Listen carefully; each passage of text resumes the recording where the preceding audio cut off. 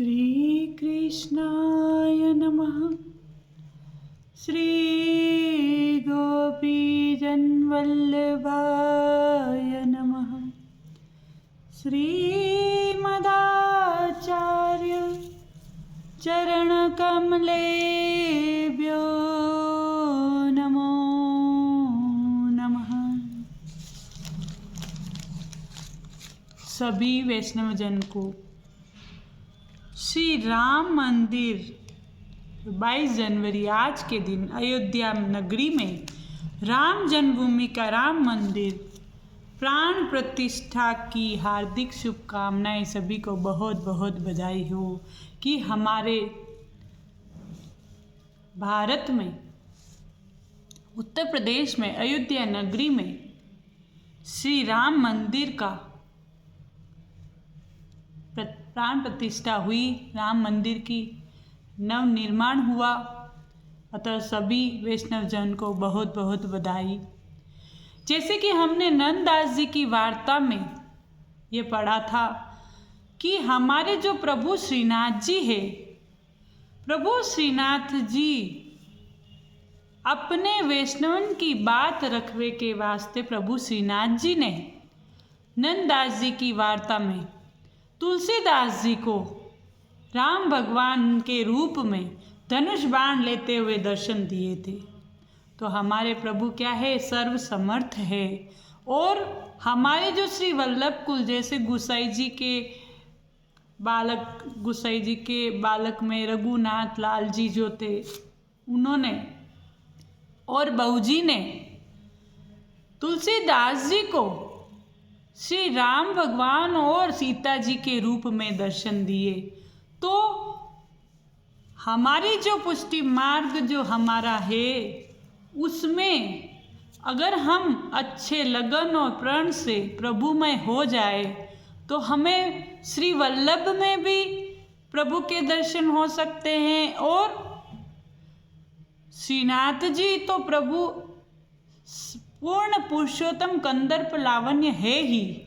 तो इस प्रकार मैं कह सकती हूँ कि हमारा जो पुष्टि मार्ग है वो ऐसा मार्ग है जिसमें प्रभु के सभी अवतारों का अद्भुत विलक्षण हम दर्शन कर सकते हैं।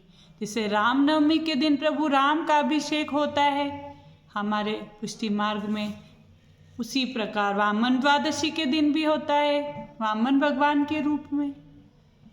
और जन्माष्टमी के दिन भी श्री कृष्ण भगवान के रूप में जन्माष्टमी बड़ी धूमधाम से मनाई जाती है। तो हमारा पुष्टि मार्ग ऐसा अद्भुत और विलक्षण मार्ग है जिसे अपनाने से हमारे सभी प्रकार की लीलाओं का, हमें प्रभु की लीलाओं का आनंद आ जाता है, सभी प्रभु की लीलाओं का अनुभव कर सकते हैं। और पुष्टि मार्ग सर्वोपरि मार्ग है, जिससे भक्ति मार्ग का सर्वोपरि मार्ग है, जिससे कि हम प्रभु की लीलाओं का आनंद लेकर मोक्ष की प्राप्ति कर सकते हैं, प्रभु का आनंद ले सकते हैं। भक्ति मार्ग ही सर्वश्रेष्ठ मार्ग है, जिसमें हम श्री कृष्ण शरणम मम जप, उसका जप करके प्रभु को पा सकते हैं। और ये सभी गुरु की आज्ञा लेकर ही हमें करना चाहिए। तो गुरु की आज्ञा के द्वारा ही हम हमारे मोक्ष मार्ग तक पहुंच सकते हैं। तो मोक्ष मार्ग के लिए हमें प्रभुमय होना जरूरी है और गुरु की आज्ञा जरूरी है। तो श्री वल्लभ और श्री कृष्ण, प्रभु और श्री वल्लभ को हमें एक करके ही जानना चाहिए। तो ये मार्ग हमारे लिए सर्वोपरि मार्ग है। तो अब हम आज 252 वैष्णवन की वार्ता आगे बाँचेंगे। कल तक हमने नागजी बाई की वार्ता बाँची थी। अब आज हम 22 जनवरी के दिन श्री राम भगवान के मंदिर की प्राण प्रतिष्ठा के दिन, जो बहुत अनोखा दिन है कि इतने वर्षों के बाद, 300 वर्षों के बाद भगवान श्री राम मंदिर की प्राण प्रतिष्ठा हुई है। तो हमारे प्रधानमंत्री जी नरेंद्र जी मोदी जी को बहुत बहुत धन्यवाद, जिन्होंने हमारे लिए इतना अच्छा कार्य किया है और आगे के लिए भी उनको बहुत बहुत शुभकामनाएं कि आगे भी वे ही हमारे जो भारत का मार्गदर्शन करने के लिए बने रहे। बहुत बहुत बधाई। सभी जितने भी संत जन थे, जितने भी कार सेवक थे, उन सभी को भी बहुत बहुत शुभकामनाएं। और उत्तर प्रदेश के जो मुख्यमंत्री जी हैं योगी जी, उनका भी बहुत बहुत इस कार्य में बहुत सहयोग रहा। जितने भी कार्यकर्ता हैं उन सभी को बहुत बहुत शुभकामनाएं। उन सभी के प्रयासों से ही हम लोगों को इतना सुंदर अवसर प्राप्त करने को मिला, तो हमें बड़ी प्रसन्नता है। हम सभी बहुत खुश और हर्षोल्लास से आज के दिन को आनंदित अनुभव कर रहे हैं कि आप सभी के सहयोग के बिना ये सब कार्य होना असंभव था।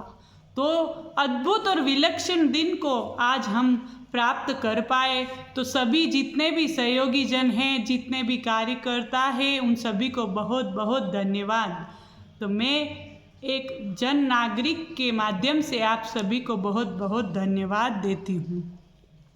आज हम श्री गुसाई जी के सेवक कृष्ण भट्ट हते दिन की वार्ता बाँचेंगे। श्री महाप्रभु जी के सेवक पद्मा रावल साचारो ब्राह्मण, जो साचोरा ब्राह्मण थे, तिनके बेटा कृष्ण भट्ट जी हते सो श्री गुसाई जी के सेवक भये।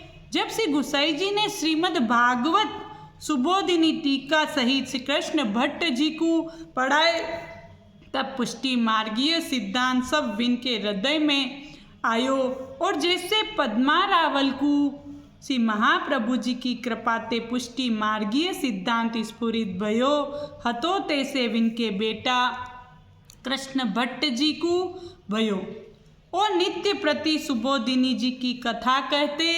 सो एक दिन कृष्ण भट्ट जी ब्रज में गए, विनके संग कुंभी वैष्णव गयो।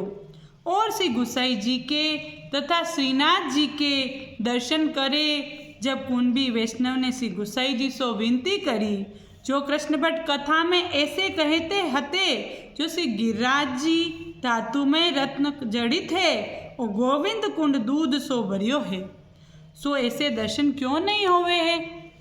ये बात सुन के श्री गुसाई जी ने विचार करियो, जो मेरे सेवक कृष्ण भट्ट की वाणी मिथ्या न होवे, सत्य भई चाहिए। जासू श्री गुसाई जी ने वह कुंभी को दिव्य नेत्र दिए और जैसे दर्शन कृष्ण भट्ट ने कहे हते, तैसे ही श्री गिरिराज जी तथा गोविंद गुंड के कराए। सो वे कृष्ण भट्ट जी ऐसे कृपा पात्र भगवती हते कि जिनकी बात श्री गुसाई जी ने राखी कि उनको दिव्य दृष्टि देकर ठाकुर जी के वैसे दर्शन कराए कुंभी वैष्णव को।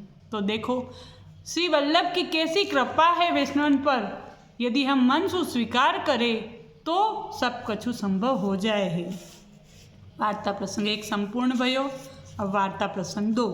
एक समय कृष्ण भट्ट जी श्रीनाथ जी के भीतरिया में नहाए और सब सेवा करन लागे और चरण स्पर्श न करे। तब एक दिन श्रीनाथ जी ने आज्ञा करी, जो कृष्ण भट्ट चरण स्पर्श करो। तब कृष्ण भट्ट ने विनती करी, जो लीला के दर्शन होवे तो चरण स्पर्श करूं। तब श्रीनाथ जी ने आज्ञा करी, जो लीला के दर्शन देहांतर में होवेंगे। ये सुन के कृष्ण भट्ट जी उदास हो गए। जब श्री गुसाई जी ने पूछी, जो कृष्ण भट्ट उदास कैसे भय हो। तब कृष्ण भट्ट ने कही, जो श्रीनाथ जी ने चरण स्पर्श की आज्ञा करी है और लीला के दर्शन की नाई कही है। जब श्री गुसाई जी ने कही, श्रीनाथ जी तो बालक है, तुम क्यों उदास भये। इतने कह के श्री गुसाई जी ने कृष्ण भट्ट को हाथ पकड़ के चरण स्पर्श कराए और श्रीनाथ जी की लीला के दर्शन कराए। तब कृष्ण भट्ट जी बहुत प्रसन्न भये और ये निश्चय किए, श्रीनाथ जी तो श्री गुसाई जी के वश में है, तो प्रभु वल्लभ के वश में है। तो इसी प्रकार वल्लभ सुप्रीति रखनी चाहिए, वल्लभ की बात माननी चाहिए, तो आसरो दृढ़ रखना चाहिए। और एक दिन कृष्ण भट्ट जी ने उज्जैन में वसंत पंचमी को उत्सव करियो। सो वह दिन वसंत पंचमी हती नहीं। जब श्रीनाथ जी खेल के गिरिराज ऊपर पधारे, तब गुलाल भरे दर्शन रामदास भीतरिया को भये। जब रामदास ने श्री गुसाई जी से पूछी, जो श्रीनाथ जी को कौन ने खिलाए हैं? तब श्री गुसाई जी ने कही, जो कृष्ण भट्ट ने वसंत पंचमी जान के खिलाए हैं। तब रामदास ने विनती करी, जो कृष्ण भट्ट जी तो भूल ही गए, परंतु श्रीनाथ जी क्यों खेले? तब श्री गुसाई जी ने कही, जो श्रीनाथ जी तो भक्तन के वश में है, जो भक्त जैसो मनोरथ करेगो वाको वैसो अंगीकार करे। सो वे कृष्ण भट्ट जी ऐसे कृपा पात्र भगवदी हते। वार्ता प्रसंग 4। और एक समय कृष्ण भट्ट जी श्री गोकुल आए हते। जब एकांत में चाचा हरिवंश जी सो भगवत वार्ता करवे लगे, तब वहाँ सौंधे की सुगंध आई। जब कृष्ण भट्ट जी ने कही, ये सुगंध कहाँ सो आई है? तब चाचा जी ने कही, जो वे छेल आए होंगे जिनको तुम बिना रहियो नहीं जाए हैं। सो वे कृष्ण भट्ट जी ऐसे कृपा पात्र भगवदी हते, जिनके आगे पीछे प्रभु श्रीनाथ जी फिरत हते, डोलत हते। वार्ता प्रसंग 5। एक समय श्री गुसाई जी उज्जैन पधारे। सो कृष्ण भट्ट जी के घर डेरा किए। वहाँ के ब्राह्मण सब मिलके श्री गुसाई जी के पास आए के प्रश्न करियो, जो तुम्हारे सेवक कृष्ण भट्ट जी वेदोक्त कर्म नहीं करे हैं और अष्टप्रहर सेवा करे हैं जब विनको?